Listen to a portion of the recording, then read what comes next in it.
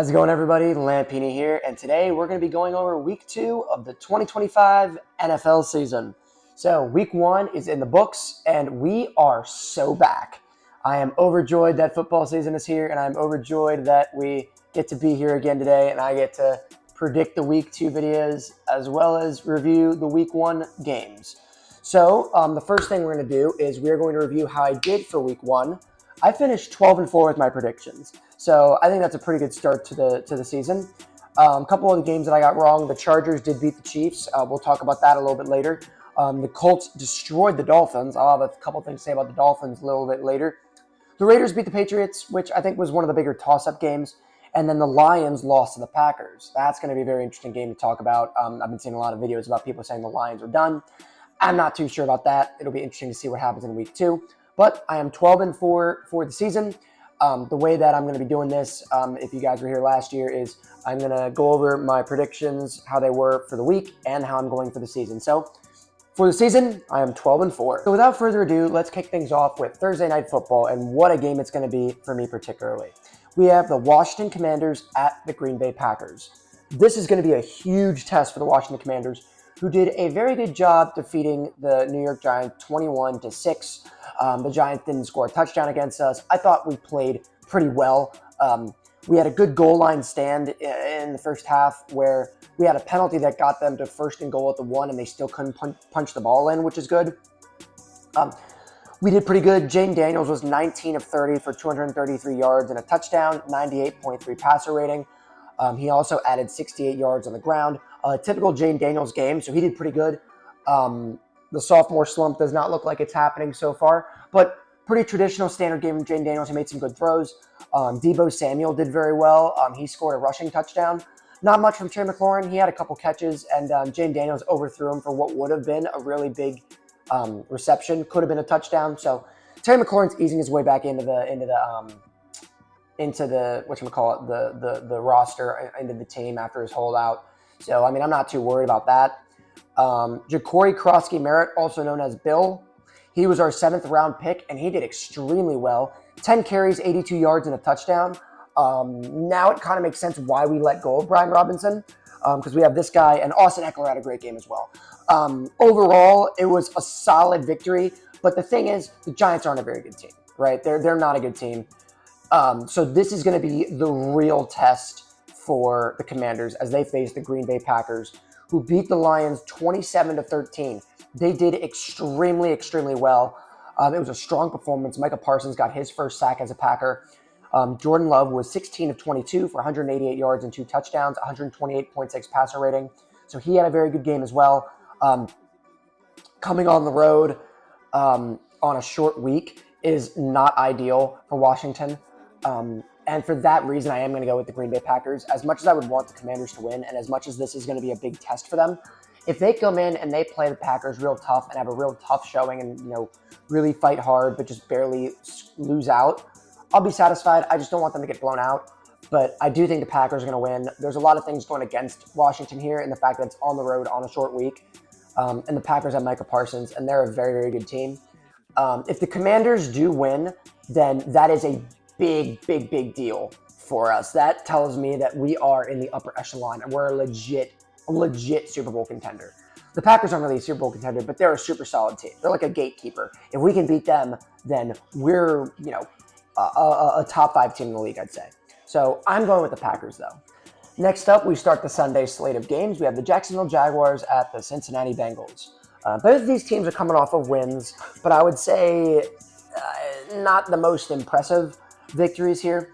The Jaguars beat the Panthers 26-10, and the Bengals barely squeaked by the Browns 17-16. I knew that it was going to be a close game against the Browns just because it's a divisional matchup, and you never know what's going to happen. Joe Burrow was 14 of 23 for 113 yards and a touchdown, 87.8 passer rating. Not the best game by Joe Burrow, but the Bengals defense did show up. They were opportunistic. They picked off Joe Flacco. And that allowed them to really take advantage and win. So they did well. As for the Jaguars, they won, and they won by 2 scores. But I will say it was a pretty ugly victory. They had 93 yards of penalties in this game, And they're lucky they were playing a team like the Panthers, who still, it appears, haven't put it together because they only scored 10 points. Scoring 10 points while you're being given 93 yards in penalties is not a good look, and that tells me the Panthers still aren't a very good team.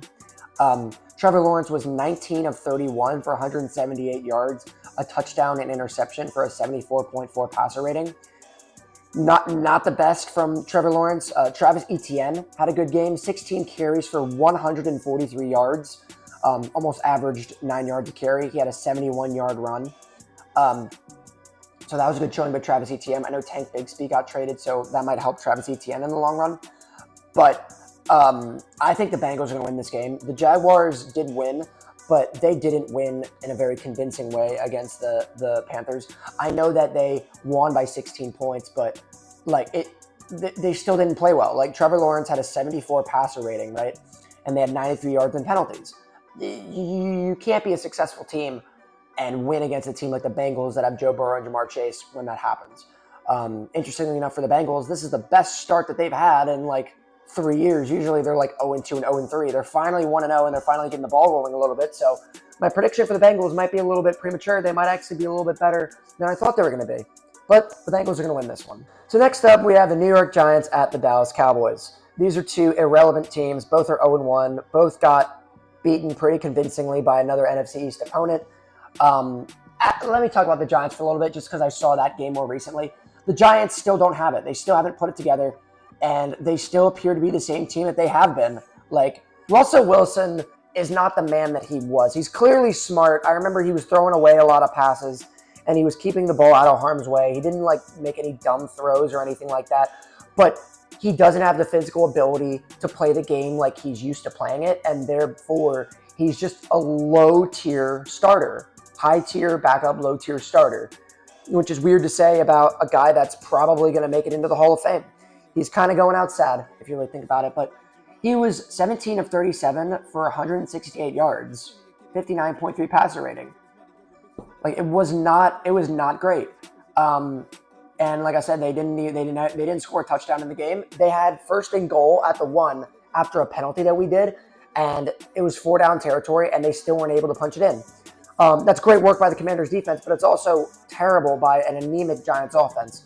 So I think the Giants are going to be kind of the same team that they have been, and I think they're still going to be bad. They need to cut their losses and start Jackson Dart and see who they have for the future, because Russell Wilson's not the future.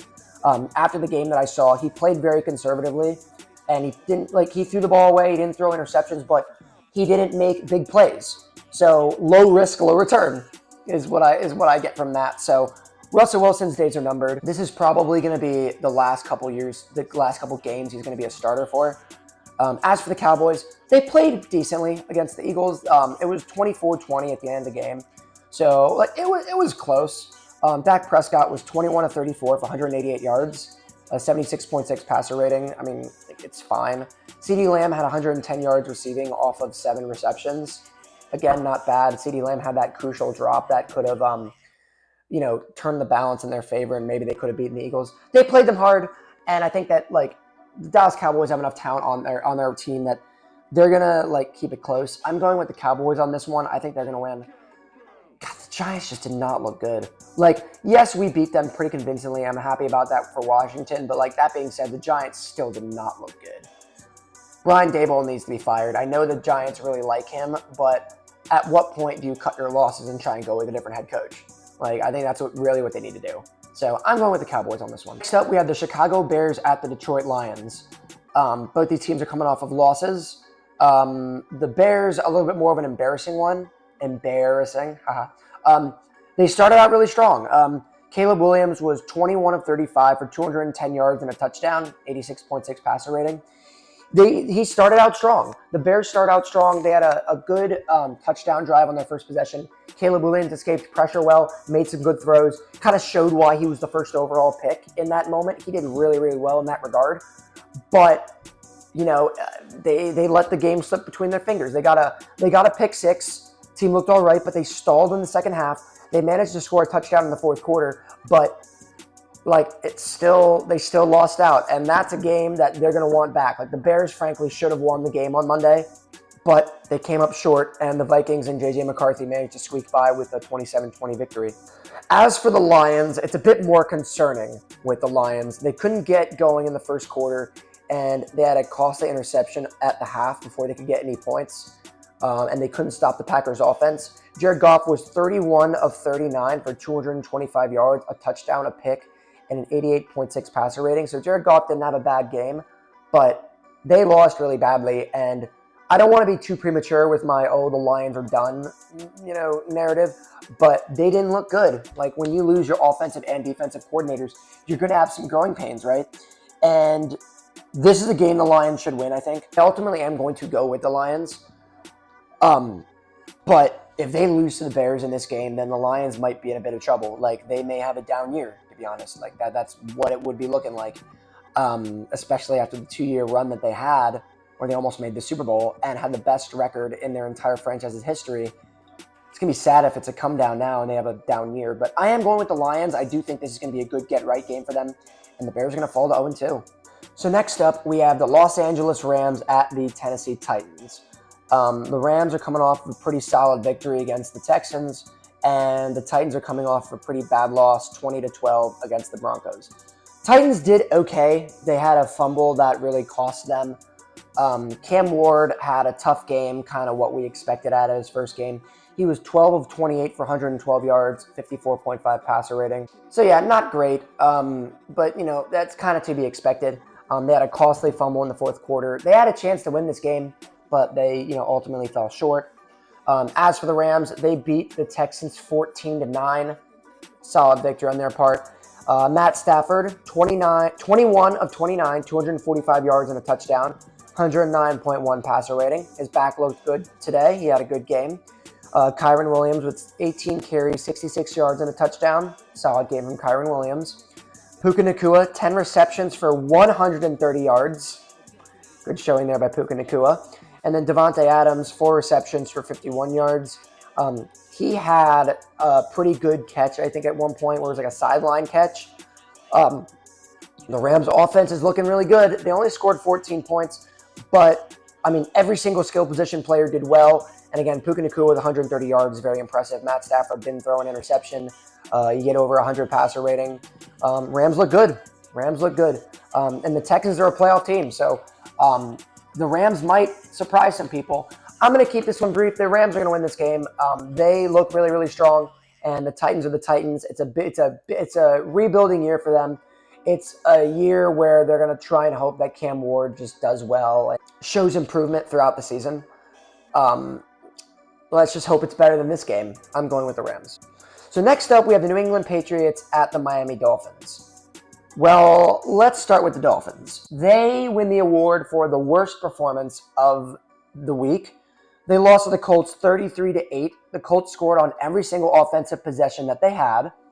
Tua Tagovailoa was 14 of 23 for 114 yards, a touchdown, 2 interceptions, and a 51.7 passer rating. What did I say about the Dolphins being primed for regression? I knew they were going to regress, but I had no idea it was going to be this bad. Tyreek Hill screaming at people on the bench. He's not used to losing like this. He's getting upset. Tua had a bad game to the point that they threw Zach Wilson in there. He didn't fare much better. He only threw 8 passes. But really, really bad showing by the Dolphins, and I am worried for them. They may be in some big, big trouble because they looked awful. As for the Patriots, they lost out to the Raiders 20-13. Drake May was 30 of 46 for 287 yards, a touchdown, an interception, and an 80.6 passer rating. The offense was slow. They fought hard. They had a poor second half, and they got a garbage time field goal to kind of make the game closer than it was. They got a field goal in the fourth quarter, but they were down by 2 scores, right, by the time of the fourth quarter. So, the game was kind of out of reach. I will say this. To have Drake May throw the ball 46 times, they must have a lot of faith in the guy. So the fact that he only threw 1 interception and had an 80 passer rating, I'd say is pretty good, all things considered. Like, he's basically a rookie because he's only played like half of the season. Throwing the ball 46 times is like pretty darn good. You know what I mean? For a young guy like that, that's like the kind of activity you get from like a franchise quarterback, like a veteran starter that you trust to throw the ball. So not bad there. He completed 30 of them, so that's like solid. I'm gonna go with the Patriots on this one. They showed a lot of promise against the Raiders, and they didn't have a absolute dumpster fire of a performance like the Dolphins did. So I'm going with the Patriots. So next up, we have the San Francisco 49ers at the New Orleans Saints. The 49ers are coming off of a victory against the Seahawks 17-13. It was a very, very good game, and they got lucky on a bit of a fumble.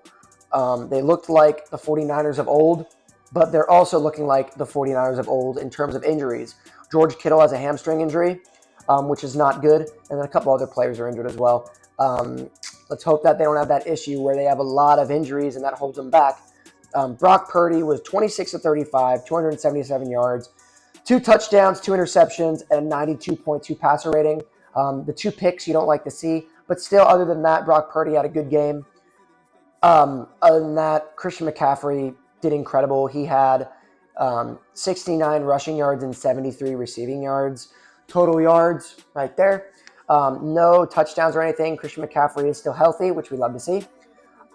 They did well. They beat the Seahawks. Good for them to start out strong after an off season last year. As for the Saints, they played a bit kind of how we expected them to play. Didn't do well. They lost to the Cardinals 20-13. Spencer Rattler is their starter. He was 27 of 46, 214 yards, and a 70.4 passer rating. Again, throwing the ball 46 times, pretty interesting there. The fact that he didn't throw any interceptions was kind of interesting, but again, not much to say about the Saints. They're a rebuilding team, and they might be one of the worst teams in the league because they don't have their quarterback. Spencer Rattler is not their long-term solution. So this is a pretty easy one. I'm going to go for the 49ers. They're going to improve to 2-0. And if they don't beat the Saints, then they got a problem. So next up, we have the Buffalo Bills at the New York Jets. Both of these teams had very, very impressive showings. The Bills had an incredible comeback victory against the Ravens. They were down 25-40 with this much time left on the clock. Yes, I screenshotted it. And they came back and won. Josh Allen, typical Josh Allen performance here. 33 of 46, 394 yards, 2 touchdowns, 112 passer rating. MVP numbers by the league's reigning MVP. They had a huge comeback. They were outclassed for most of the game, and the Ravens looked like the Ravens that we're used to seeing. But the Bills showed us that they're still one of the best teams in the league. They came back and they won 41-40. Just a great game. As for the Jets, this is sad because I am going to go with the Bills. I do think the Bills are going to win, improve to 2-0, and the Jets are going to go to 0-2. What's sad is I thought the Jets played very well. They scored 32 points. They lost, but they did give up 34 points. But it was against Aaron Rodgers, who, when we get to the Steelers, Aaron Rodgers might be back. Justin Fields, he had a good game. 16 of 22, 218 yards, 1 touchdown, 119.1 passer rating. He also rushed for two touchdowns. Breece Hall, 107 yards off of 19 carries, 5.6 yards per carry. I thought that the Jets' offense was going to be their big Achilles heel, but I will say, based on what I was saying about Justin Fields last week, I may be wrong. He did very well. He played very, very well. No interceptions, very few negative plays. He was only sacked once, ran the ball a good amount. He had 48 yards on the ground, but he had 2 rushing touchdowns. I mean, he did well. A lot of positive stuff to say about the Jets in this game. The only bad part is they gave up 34 points. And I think it's not going to be any different with the Bills. So the Jets have a pretty unlucky string of 2 games here. They went against 2 very good teams. I'm going with the Bills on this one. They're going to win. Based on like everyone's week 1 performance, I was going to say the Bills probably looked like the best team. I'm going to say no just because they gave up 40 points. But the Bills are always the Bills. They're still the Bills. We all know what we're going to get from them. They're one of the best teams in the league. They've been one of the best teams in the league for the last 5 years. I'm going with the Bills. They're going to beat the Jets. Next up, we have the Seattle Seahawks at the Pittsburgh Steelers. The Seahawks, as we always said, a mid-performance for them. They almost beat their division rival, but a strip sack by Nick Bosa screwed them. They looked good in defeat though. Sam Darnold was 16 of 23 for 150 yards, 87.2 passer rating. Decent showing there. Jackson Smith-Njigba, this is what's crazy.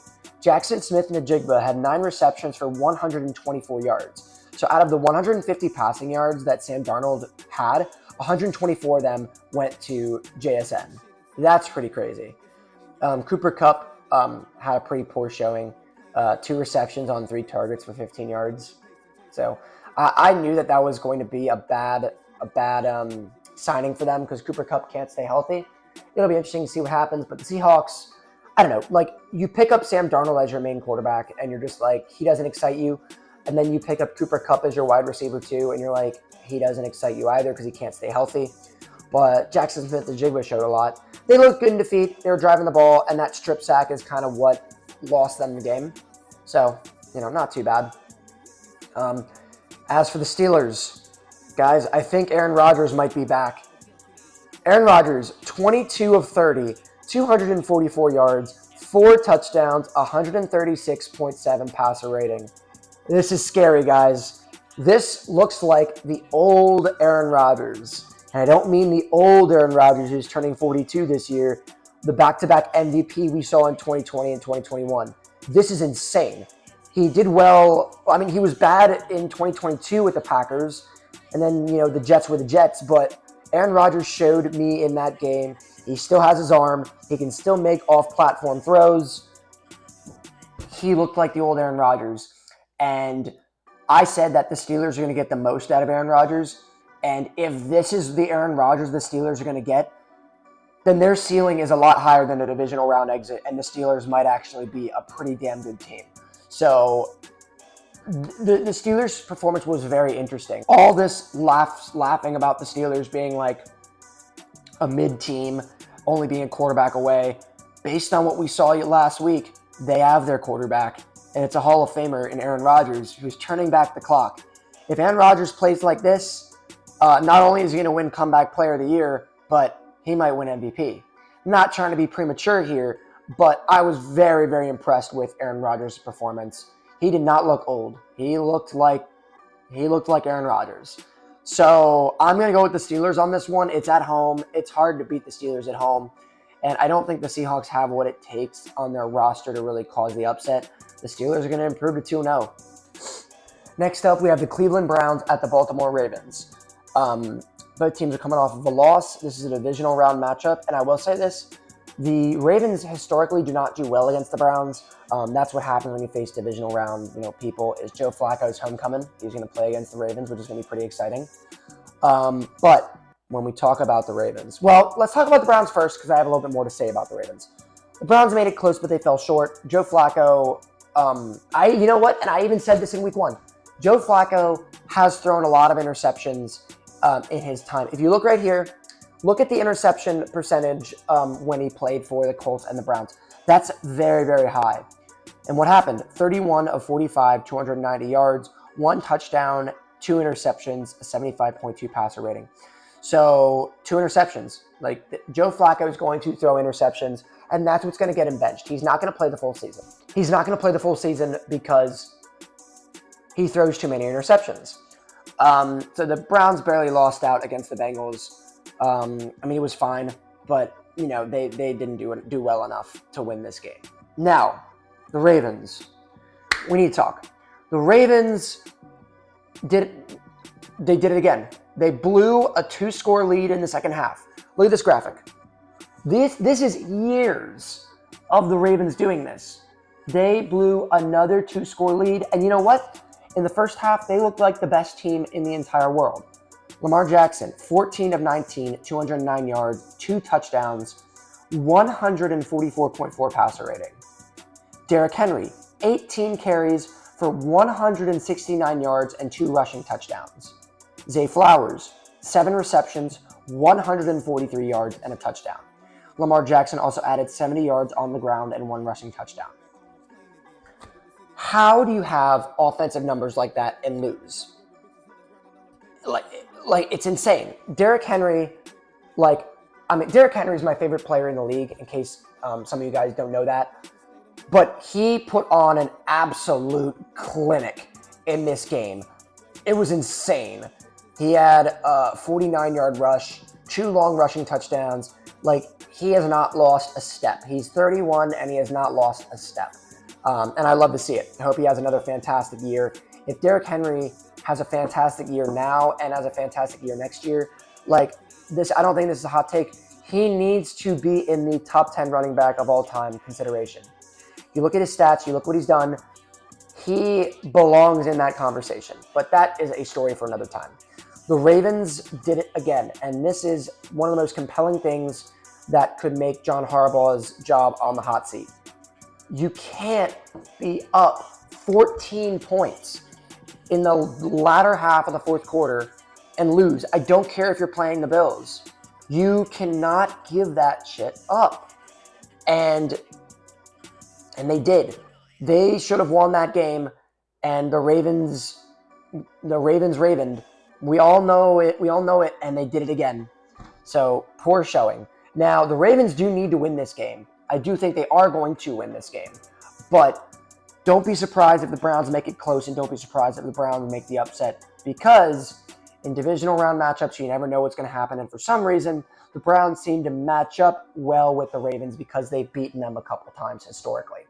But I think Joe Flacco throws too many interceptions, and Joe Flacco's homecoming is going to be ruined. It's going to be a fun game to watch, but I'm going with the Ravens. Next up, we have the Denver Broncos at the Indianapolis Colts. It's the Peyton Manning game. Both teams are coming off of victories.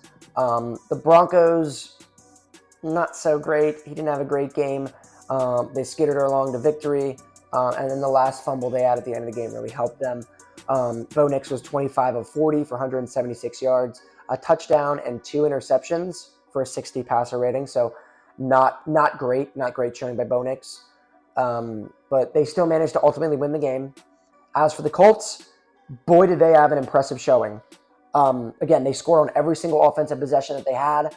Daniel Jones' debut as a Colt, he was 22 of 29, 272 yards, a touchdown, and 115.9 passer rating. He also rushed for 2 scores as well. Like, it just goes from bad to worse for the Giants. You let go of Saquon Barkley, he's Offensive Player of the Year. You let go of Daniel Jones, and he plays like this for the Colts. Like the Giants, it is the biggest joke in the entire world that players go from absolute garbage to incredible when they escape the clutches of the Giants. It is the biggest punchline in the entire NFL. It is hilarious.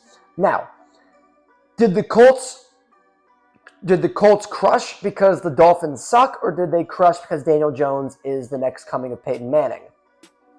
I don't know. That's going to be the big test here against the Broncos, who are a lot more of a legitimate challenger than the Dolphins. I am going to go with the Broncos on this one. I think they are the stronger team. If the Colts end up beating the Broncos, then I think that Daniel Jones was surprisingly the quarterback that they needed, and they might actually make some noise, the Colts will. So it'll be a very, very telling game if the Colts win. I am going to go with the Broncos, though. They've had more success recently. They have the better coach, and their defense is still very, very good. I haven't seen enough from Daniel Jones yet to say that he's going to win an upset like this, because the Broncos are definitely the favored team here. So I'm going with the Broncos. Next up, we have the Carolina Panthers at the Arizona Cardinals. The Cardinals are incredibly lucky. They're probably playing the 2 worst teams in the NFL, weeks 1 and 2. So they'll probably finish 2-0. The Panthers, again, did not look good. They only scored 10 points to a team that committed 93 yards in penalties. That's a bad luck. Bryce Young didn't look good. He was 18 of 35 for 154 yards, 1 touchdown, 2 interceptions, a 49 passer rating. Not great. Everyone was saying the Panthers started to look good as the season ended last year, but this was not good. They fell flat, and you hate to see it, to say the least. As for the Cardinals, they beat a bad team in the Saints. Kyler Murray had a good game. 21 of 29, 163 yards, 2 touchdowns, 108.8 passer rating. Marvin Harrison Jr. caught a receiving touchdown. It's kind of like the Commanders beating the Giants. The Cardinals were supposed to beat the Saints, and they did beat the Saints. And much like this, they should beat the Panthers, and they are going to beat the Panthers. They're going to improve to 2-0, and the Panthers are going to fall to 0-2. So next up, we have a Super Bowl rematch as the Philadelphia Eagles face off against the Kansas City Chiefs. And this is going to be a very interesting game based on how both teams played. The Eagles looked like the Eagles. They beat the Cowboys. It was a closer game, but they were in control the entire time. Jalen Hurts had 2 rushing touchdowns. Pretty pedestrian passing. 19 of 23 for 152 yards and 94.2 passer rating. Saquon had a rushing touchdown as well. That's where all their touchdowns came from. 2 from Jalen Hurts, 1 from Saquon. They looked good. They were in championship form. Not much to say about that. As for the Chiefs, they lost out to the Chargers 27-21, and they did not look good. Their offense was very sluggish. If it wasn't for Patrick Mahomes being the magic man and making crazy play after crazy play, then they would have been blown out.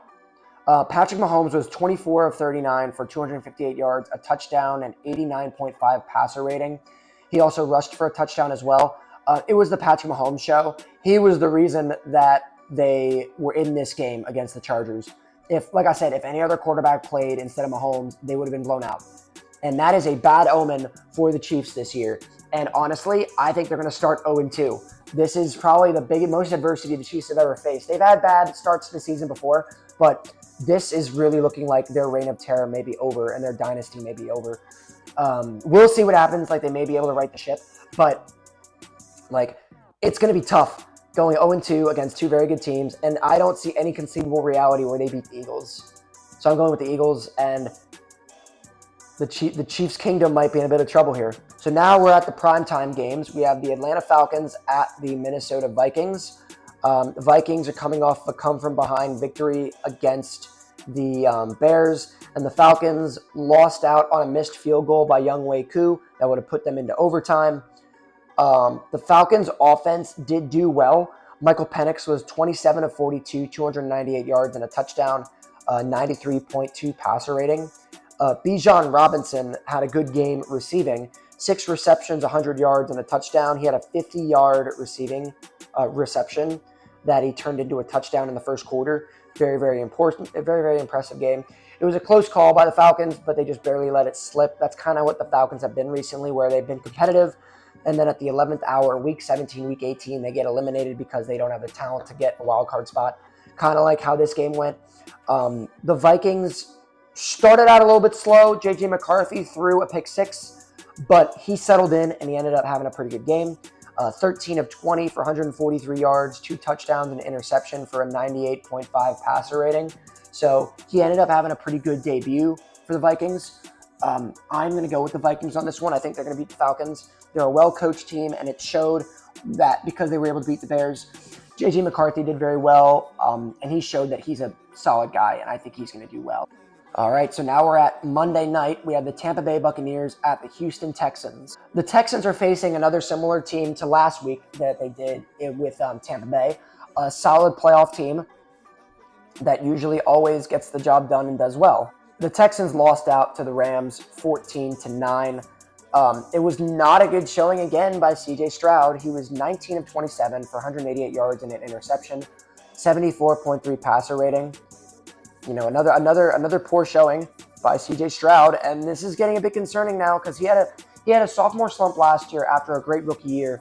But like, what's going on with him? Like, he's still not like, this isn't the C.J. Stroud we saw in his rookie year. So I don't know. Like, they're facing a very tough team in Tampa Bay, and another great game by them. Baker Mayfield was 17 of 32 for 167 yards, 3 touchdowns, and a 99.3 passer rating. So he had a very solid game. Emeka Egbuka, rookie receiver, had four receptions for 67 yards and 2 touchdowns. So a really, really good showing there. My goodness, I mean, the Texans could fall to 0-2. And spoiler alert, I actually am going to go with Tampa Bay on this one. They're a very good team, and I think that the Texans are looking like they might actually be another bad season. They did not do well against the Rams. They only scored 9 points. They didn't score a single touchdown. I'm going to go with Tampa Bay. They looked a lot stronger. So last but not least, we have our Monday night game. This one is starting at 10 o'clock, so you will not catch me watching this one. We have the Los Angeles Chargers at the Las Vegas Raiders. Both teams are coming off of victories. It's interesting that every single team but the Chiefs in the AFC West managed to win. Both teams looked very strong in defeat, particularly the Chargers. Justin Herbert was 25 of 34 for 318 yards and 3 touchdowns, a 131.7 passer rating. That's like the Justin Herbert we all know and love. That's very, very impressive. Quentin Johnston finally living up to his high draft stock. 5 receptions, 79 yards, and 2 touchdowns. Good showing on his part. A very, very impressive win by the Chargers. They pressured Mahomes the entire game. A very strong team win, and the Chargers look dangerous. As for the Raiders, they had a nice, solid victory, and I knew what was going to happen when they got Pete Carroll and Geno Smith. Their franchise was going to get stability, and that is what the Raiders have needed the last 25 years. Geno Smith was 24 of 34 for 362 yards, 1 touchdown, 1 interception, 102.8 passer rating. Solid game by Geno. Brock Bowers, 5 receptions for 103 yards. He averaged 20 yards a catch. Brock Bowers is once again showing that he is an incredible player, and he did incredibly well. The Raiders looked good, and it looks like their team is going to have the stability that they so desperately have needed these last 25 years. However, I do not think they are going to beat the Chargers because they looked so darn good against the Chiefs. And if they beat the Raiders, the Chargers may surprise some people and they may take this division unless the Chiefs kind of get the ball rolling again and get back into championship winning form. But the Chargers are off to a very, very good start. So that concludes the picks, guys. Week 2 is about to get started, and let's hope the Washington Commanders get a victory. I'll see you guys next time.